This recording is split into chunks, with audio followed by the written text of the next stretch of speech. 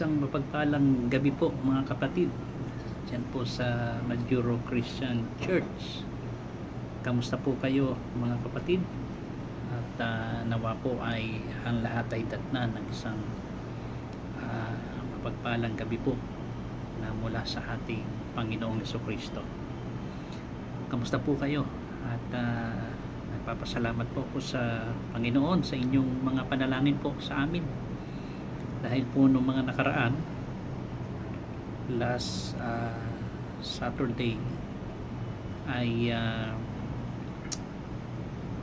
binigyan po kami ng 2 vaccine. Ang isa po sa pneumonia at ikalawa po ay tinatawag na shingles. Ito po yung may kinalaman po para sa herpes, para sa proteksyon, no, ng first time po namin na mabigyan po ng ganong vaccine at napakalakas po ng tama, ano, mas matindi pa sa COVID vaccine na tinanggap po natin. So nung kinagabihan po ng Sabado hanggang Linggo ay talagang napakabigat ng 2 braso po, no, at nilagnat po kami halos maghapon po ng buong magdamag ng Sabado at maghapon po ng Linggo. Salamat sa Panginoon, kahit gabi na ay nakapag banal na hapunan po kami ni Lisel at nakasamba sa Panginoon. Salamat po sa inyong mga panalangin. At salamat sa Panginoon, muli po ay itinulot niya na tayo po ay muli magkasama-sama para po sa pulong panalangin ngayong gabi po na ito, no? At ipagpapatuloy po natin yung ating pag-aaral tungkol po sa ating serye sa pagsamba. Tayo muna po ay manalangin sa Panginoon. Panginoon, salamat po muli sa time na ito na ibinigay mo sa amin upang magkasama-sama sa pamagitan po ng panalangin na may pagpapasalamat at mga kahilingan sa inyo. Nagpapasalamat po kami sa inyong kabutihan, sa inyong katapatan sa amin, na tunay nga po, Panginoon, ang buhay na ito ay talagang walang magagawa kung kami po ay hiwalay sa inyo. Pero salamat po dahil kayo po ay nasa aming buhay, kayo ang patuloy na nagsusustain, Panginoon, ng aming lakas at buhay na ito. Salamat po sa mga kapatid na kasama po namin ngayon upang makiisa sa panalangin ito. At sa pag-aaral ng inyong mga salita ay umaasa kami sa tulong ng Banal na Espiritu na gagabay sa amin sa buong katotohanan. Pagpalain po ninyo, Panginoon, ang aming pag-uusap at pag-aaral ng tungkol po sa patuloy na may kinalaman po sa tunay na pagsamba sa tunay na Diyos. Salamat po sa inyong kabutihan at katapatan, alang-alang po sa pangalan ni Kristo Jesus. Amen. Okay. Natapos po tayo, no? So ito po ay magiging bali part 12 na ng ating serye tungkol po sa pagsamba. At ang kahuli-hulihan po na napag-usapan natin ay may kinalaman po sa buhay ni Abraham, sa pagtawag kay Abraham ng ating Panginoon, yung pagsamba, no, ng pagtitiwala. So titingnan naman po natin ang isang buhay po at karakter sa Biblia na isa rin pong kilala ng karamihan na ginamit at tinawag din ng ating Panginoon. Buksan po natin ang ating Biblia mula po sa aklat ng Exodo, kabanatang 3. Exodo, Genesis, Exodo, sa ikalawang aklat po ng Lumang Tipan. Exodo, kabanatang 3,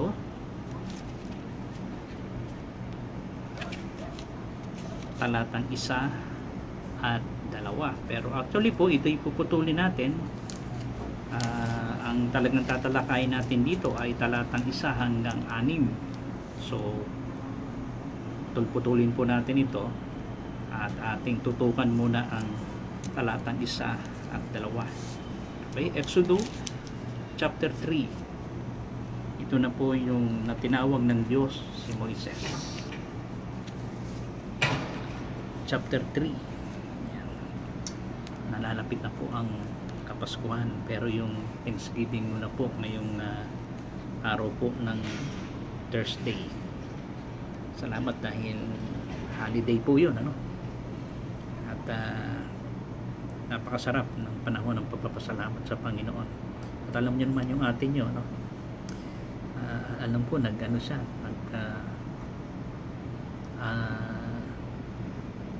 parang meron siyang tinawagan, parang buffet, no? Alam niyo naman, hindi ako mahilig sa ganun. Pero siyempre, dahil yung partner ko ay excited sa mga ganun, talagang sasama ka na rin. Dahil nga po medyo nag-iingat po na po kami ngayon sa pagkain. Iba na po talaga ang nagkakaedad.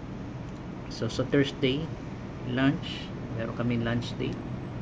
Kaming dalawa lang, no? Magbabas kami papunta doon hanggang alas 12 ng tanghali hanggang 1:30 ng hapon, no? Ang aming lunch date.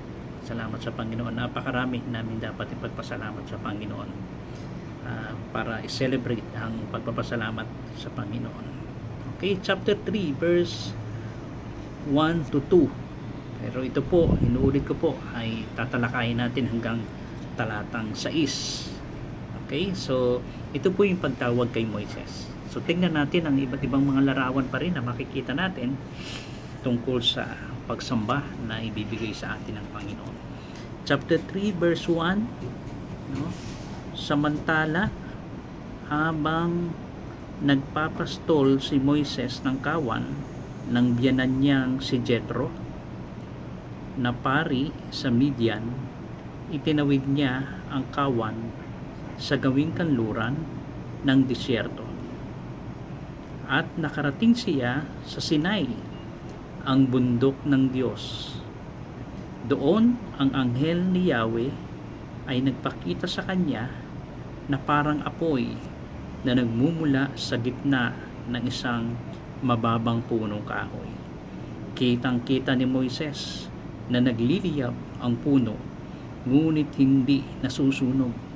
Ituloy na po natin hanggang verse 6, no? Para makita po natin yung istorya niya.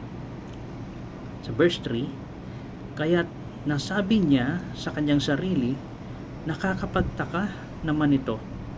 Titingnan ko ngang mabuti kung bakit hindi iyon natutupok gayong nagliliyab. Nang lalapit na si Moises, tinawag siya ni Yahweh buhat sa nagliliyab na punong kahoy. Moises, Moises. Ano po iyon? Sagot niya. Sinabi ng Diyos, huwag kang lumapit. Hubarin mo ang iyong sandalyas sapagkat banal na lugar ang kinatatayuan mo. Verse 6. Ako ang Diyos na sinamba ng iyong mga ninuno, ang Diyos ni Abraham, ni Isaac, at ni Jacob. Tinakpan ni Moises ang kanyang mukha sapagkat natatakot siyang tumingin sa Diyos. Palain ng Diyos ang kanyang mga salita. Ito ay isang kilalang istorya sa buhay ni Moises, yung tinatawag na burning bush. The burning bush, no? Nung tinawag ng ating Panginoon itong si Moises. So sa katahimikan ng ilang, no?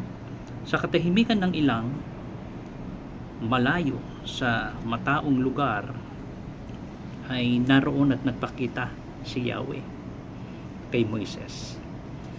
Hindi sa palasyo, hindi sa templo, kundi sa isang payak na punong kahoy.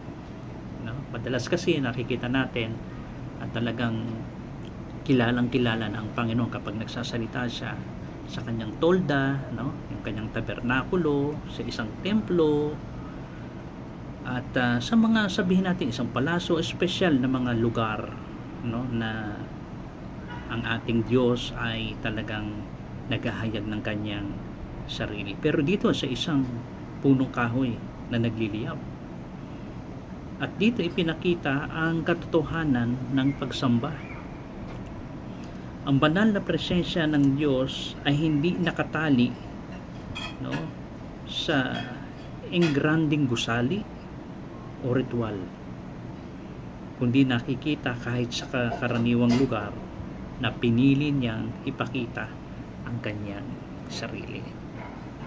So sa pagsamba, napakahalaga ng presensya ng Diyos, no? At ibig sabihin talagang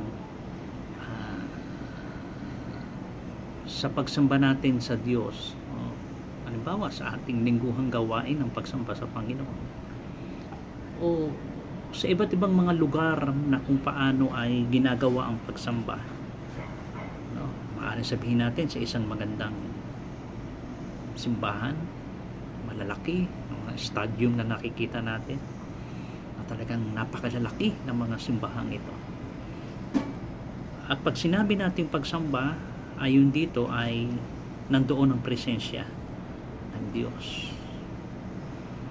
At ayon dito ay hindi natin masasabing o matatalian ng Diyos upang ipahayag niya ang kanyang sarili at makita ang kanyang presensya sa iba't ibang mga lugar, at lalo nga dito sa pamagitan lamang ng punong kahoy na nagliliw pero hindi natutupo, pero nandoon ang presensya ng Diyos. Hindi po matatawag na isang pagsamba, tandaan po natin, kung wala ang presensya ng Diyos. Kaya sa pagsamba, ang presensya ng Diyos ang ating inaasam-asam, ang ating pong laging pinahalagahan, no? Ang pinaka-importante, hindi po yung mga presensya po natin, no? O mga espesyal na tao, mga kilalang tao, o sino pa man, kundi sa pagsamba napakahalaga, nandito ba ang presensya ng Diyos? Sapagkat kung wala ang presensya ng Diyos, hindi po yung pagsamba. Ang isa sa makikita natin dito, ang salitang Malak, no? Malak, Yahweh, ito yung anghel ni Yahweh, ay nagpapahiwatig ng mismong pagpapahayag ng presensya niya, no? Tayo nakita doon. Ang apoy ay madalas tanda ito ng kabanalan, ng kadalisayan. Ngunit ang nakamamangha ay hindi natupok ang punong kahoy. Ang apoy ng presensya ng Diyos ay hindi sumisira kundi naghahayag, no? Kaya po napakahalaga ng presensya ng Diyos. Kung nandun ang presensya ng Diyos, naghahayag siya sa atin ngayon, no? Maghahayag siya para sa atin. At ito ang larawan ng tunay na pagsamba. Isang karanasan ng presensya na nagbabago ngunit hindi nagwawasak, no?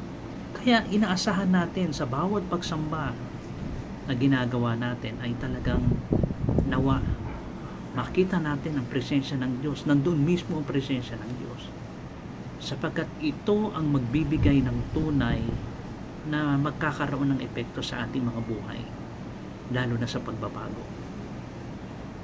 Okay? Kaya napakahalaga po na yun ang ating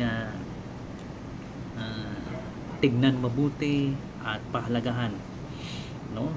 Na sa ating pagsamba ay nasa gitna natin ang presensya ng Diyos, sapagkat ito ang magbibigay ng malaking pagbabago sa atin, at ito ang maghahayag at magpapakilala tungkol sa ating Diyos. So sa ating buhay, ang pagsamba ay hindi laging nasa inaasahang lugar. Minsan sa tahimik at ordinaryong sandali. Kahit sabihin po natin na gaya ng ginagawa ng pagsamba natin dyan sa Majuro Christian Church, sa tahanan po ng ating Sister Leia, sa isang simpleng tahanan, no? Sa bahay-bahay, no? Hindi po natin masasabi, no, na o inaasahan na magpapakita lamang ang Diyos o mararanasan natin ang presensya ng Diyos sa mga malalaking lugar, no, na sinasabi natin, kundi kahit sa simpleng tahanan na ginagawa natin ngayon ay pwede nating makita, maramdaman at maasahan ang presensya ng Diyos na talagang magbibigay sa atin ng malaking pagbabago at benepisyo para sa ating pagsamba para sa Kanya. At doon ay nagpakita na ang Diyos ang mahalaga ay ang pagkilala na kahit saan siya magpakita, no, ang lupaing iyon ay nagiging isang banal, no? Kaya nga nung nakita ni Moises na manghas, tignan ko nga bakit hindi natutupok, hindi nasusunog itong puno na ito. At nung malapit na siya, tinawag siya ng Panginoon, Moises, no? At sinabi ng Panginoon na ang lugar na ito ay isang banal. Isa sa napakahalaga na dapat pa nating laging isipin ng mga kapatid. Kung sa pagsamba natin ay talagang nararanasan natin ang presensya ng Diyos, tandaan natin, binabanal ng Diyos ang lugar na yon. Okay? Sa panahon ng ating pagsamba.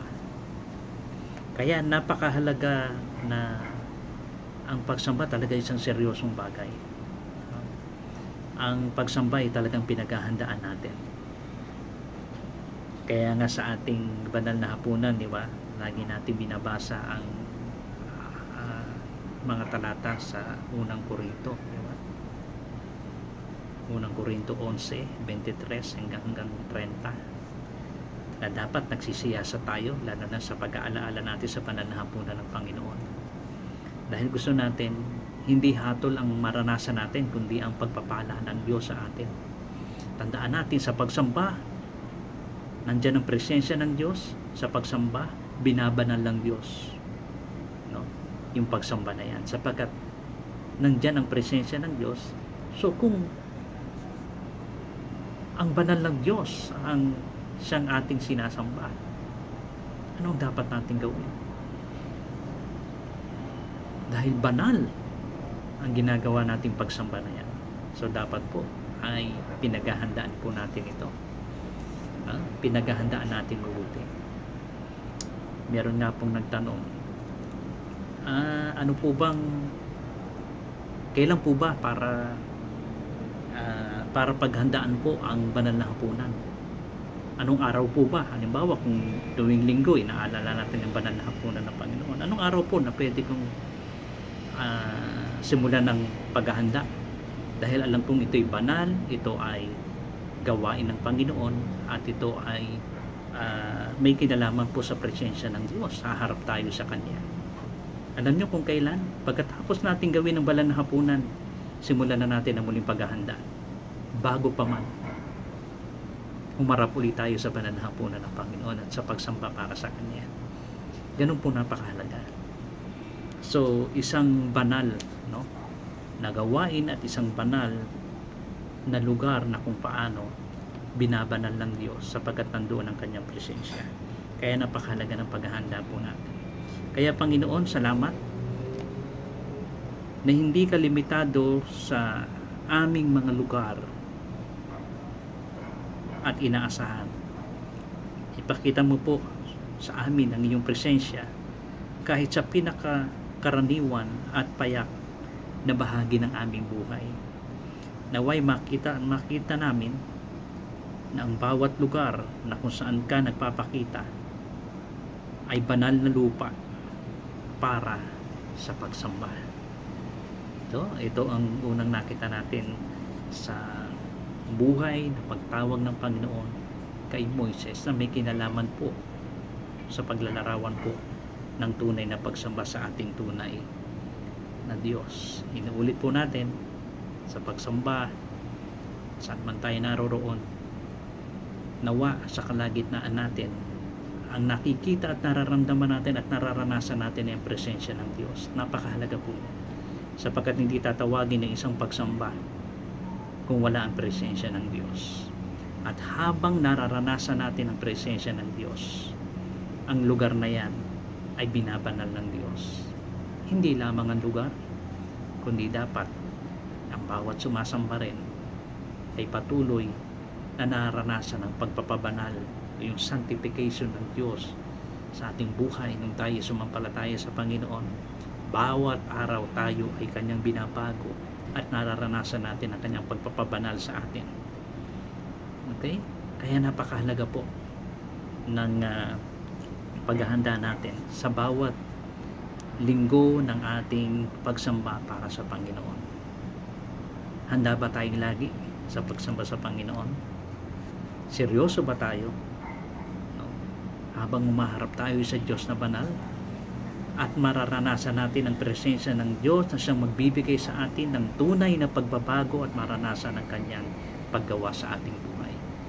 Nawa po, muli ay nakita natin ang magandang mga paglalarawan, mga katunayan ng kadakilaan ng pagsamba sa tunay na Diyos.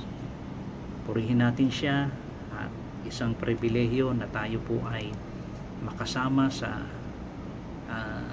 lingguhang pagsamba at hindi sa mga personal nating buhay na siya ay ating sinasamba. Isang pribilehyo po, no, na maranasan natin ang presensya ng Diyos sa bawat pagsambang ginagawa natin. Inuulit ko po, kung wala ang presensya ng Diyos at hindi natin nakikita at hindi natin nararanasan sa gawaing magbinggo ng ating pagsamba, hindi po tatawagin na pagsamba po yun. Hindi po. Maaaring tayo po ay nag-social life lamang, nagpalipas ng oras lamang, nagkwentuhan lamang. Ganun lang po matatawag ang gatherings na yon.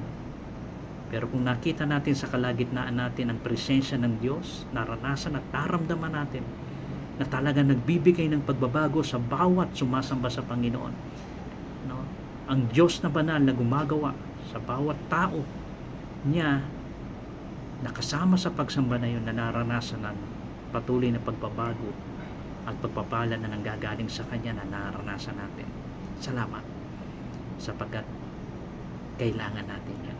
Nawa po'y pagpalain po tayo ng Panginoon sa ating muling pag-aaral na ito. Itutuloy po natin ito sa mga susunod na Biyernes sa ating pulong panalangin, kaya nawa po ay lagi ko po kayong makasama, no, sa panalangin sa Panginoon, pagpapasalamat upang mas lalo nating makita ang napakalalim at napakagandang mga paglalarawan na makikita natin sa Kanyang mga salita tungkol sa pagsamba sa ating Panginoon. Tayo po'y manalangin.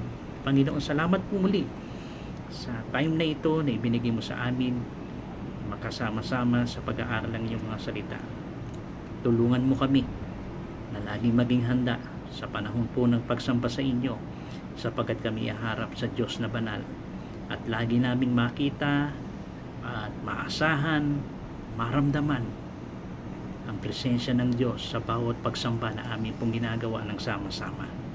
Salamat po at patuloy na ingatan mong bawat isa, pagpalain sa inyong mga salita at patuloy na nakita muli namin at natuto po kami sa panibagong paglalarawan na ipinakita mo sa pagsamba namin sa aming Panginoon. Salamat po aming Diyos na banal. Naway patuloy kaming maging handa sa bawat pagharap namin sa inyo.